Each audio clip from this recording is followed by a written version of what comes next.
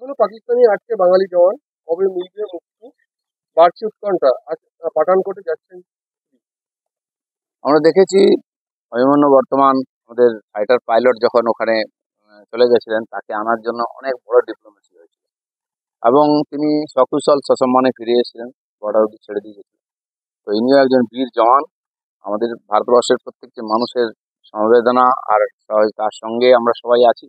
তিনিও সকুশল ফিরে আসবেন। যেটা ডিপ্লোমেসি হয় সরকারি স্তরে সে চলছে, আশা করবো খুব তাড়াতাড়ি উনি দেশে ফিরে আসবেন। জল বন্ধ করলে পরমাণু হামলা, ভারতকে নির্লজ্জ হুমকি, পাকিস্তানের রেলমন্ত্রী হানিফ আব্বাসি। এইসব ফালতু কথাবার্তা পাকিস্তান অনেকদিন বলেছে, আর মার খেয়ে বাড়ি ঢুকে যায়। পরমাণু বোম আদৌ আছে কিনা বা থাকলে পচে গেছে কিনা ওটা ভগবান জানে।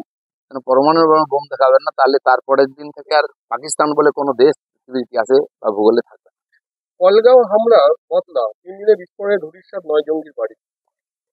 তো যারা ভারতবর্ষে থেকে এখানকার সুবিধা নিয়ে এখানকার সমাজের ক্ষতি করছে, দেশের বিরোধিতা করছে, তাদের তো কোনো অস্তিত্ব ভারতবর্ষে থাকা উচিত নয়।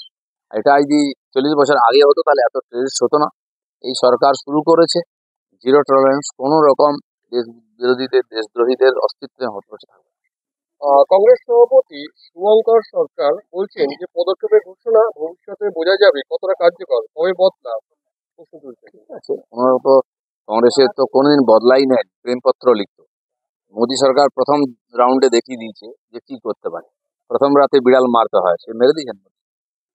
অভিষেক বন্দ্যোপাধ্যায় পোস্ট করেছেন যে প্রতীকী হুমকি নয়, পাক অধিকৃত কাশ্মীর পুনরুদ্ধারের সময় হয়েছে। দেখুন, এরা যারা বলছেন না কাজ চাই, এদের পুরো বিশ্বাস আছে নরেন্দ্র মোদীর উপরে যে উনি পারেন, তাই ওনার দিকে তাকিয়ে এই দাবি করছেন। এর আগে সরকারের প্রতি কেউ দাবি করেনি যে প্রতিশোধ নাও বন্ধ করো, মোদী করেছেন, তাই মোদীর প্রতি সবার আস্থা আছে, তাই সবাই বলছেন। ফের জম্মু কাশ্মীরকে অশান্ত করার চেষ্টা, উত্তর কাশ্মীরের রামপুর সেক্টরে তুতমার গলির কাছে বিনা প্রয়োজনায় গুলি পাকিস্তানে, পাল্টা জবাব ভারতীয় সেনা। পাকিস্তান ওটাই করার চেষ্টা করছে, যাতে যদি ভারত আক্রমণ করে দেয় তার জন্য আগের থেকে ভয় দেখাচ্ছে, উৎপাত করছে। কিন্তু সত্যি সত্যি যদি এদিক থেকে আক্রমণ হয়, তাকে পাকিস্তানি সেনাও পাওয়া যাবে না, সরকারকেও খুঁজে পাওয়া যাবে না। পহেলগাঁও কাণ্ডে বিশ্বমঞ্চে আরো চাপে পাকিস্তান, ভারত সরকারকে যে কোনো রকম সাহায্যের প্রস্তুত এফবিআই। পাঁচটা মার্কিন গোয়েন্দা সংস্থার প্রধান ক্যাশ পটেলের। দেখুন, নরেন্দ্র মোদী বিশ্বে টেরোরিজমের বিরুদ্ধে লড়াই শুরু করেছেন। এর আগে সরকারগুলো এর বিরুদ্ধে বলে এসেছে বারে বারে বিশ্বমঞ্চে, কিন্তু নরেন্দ্র মোদী নেতৃত্ব দিয়েছেন, নিজের দেশে জঙ্গি দমন করেছেন, শেষ করেছেন এবং বিশ্বে এই সন্ত্রাসবাদের বিরুদ্ধে সব জায়গায় আওয়াজ তুলেছেন। তাই নরেন্দ্র মোদী হচ্ছেন নেতা সন্ত্রাসবাদের বিরুদ্ধে সারা বিশ্বে, এবং সমস্ত দেশ কম বেশি তার দ্বারা ইফেক্টেড।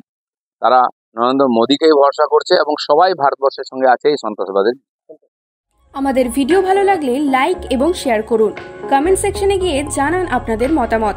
আরও ভিডিও পেতে আমাদের চ্যানেল সাবস্ক্রাইব করুন এবং প্রতি মুহূর্তে খবরের আপডেট পেতে প্রেস করুন বেল আইকন।